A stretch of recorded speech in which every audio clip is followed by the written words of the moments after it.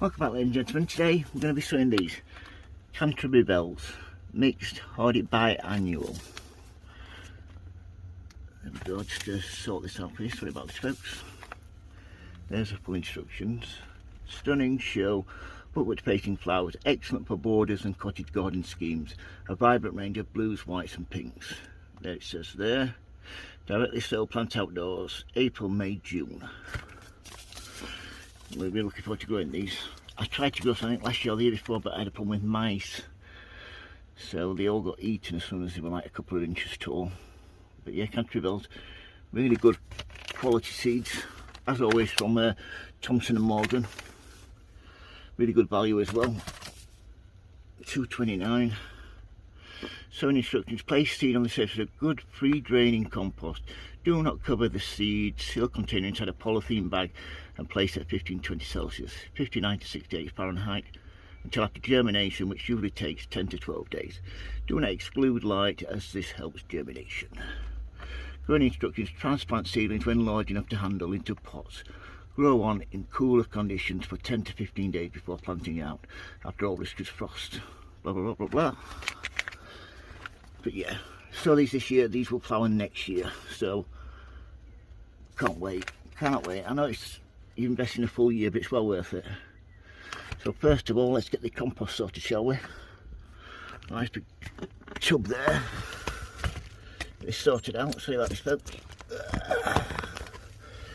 Right, not much room here, because this is, I just want to show you, this is my little grow light scheme.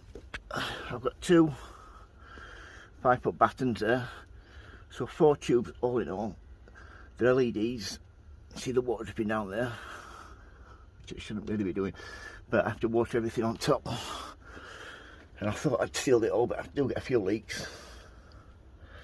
But yeah, so I just get here. First of all, you want to get your tray like so and fill it full of compost. Once it's, there we go, that's it.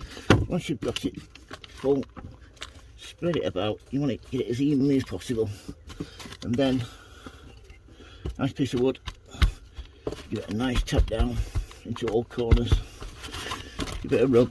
This is a peat based compost. It has got some feed in it, which does help. Only a little bit, not major. And you do want to keep it about ½ inch from the top, because when you water, you don't want the water running up and the seeds going away with it. So yeah, let's look at these seeds then, shall we? I'll just get my little nippers. Hope everybody's keeping well. I just can't believe how cold it's been at night time. Keep waking up and got really bad frost on the ground. I can't remember this year, this time last year and the year before, I got my